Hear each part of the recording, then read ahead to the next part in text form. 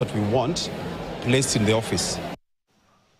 In the same breath, coast schools today converged at the Shah and MV Shah School for the Multilingual Festival. The festival aims at creating a platform where learners are able to showcase their linguistic proficiency and skills. According to Flancy Atwenje, the founder and manager at Palson Languages and Solutions, this year's event at the coast attracted 16 schools from Kwale, Kilifi and Mombasa counties.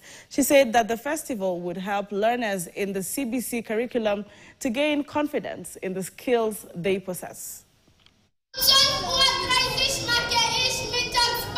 You get the opportunity to get this event, you get to learn new languages, you might sometimes get a scholarship to France or Germany. Whatever is happening today is nurturing the talent, the competencies, and this is all what we have in CBC.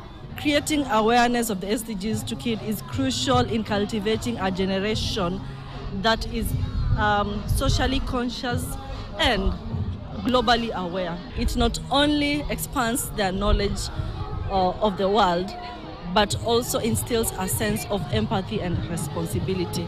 We've seen how they're integrating the CBC in foreign languages, and they're learning at an early stage, whereby they're mastering the language accurately. This nurtures the talents of children, which can help them to pursue their careers in future. If you learn more languages, you can be able to interact with other people in different languages.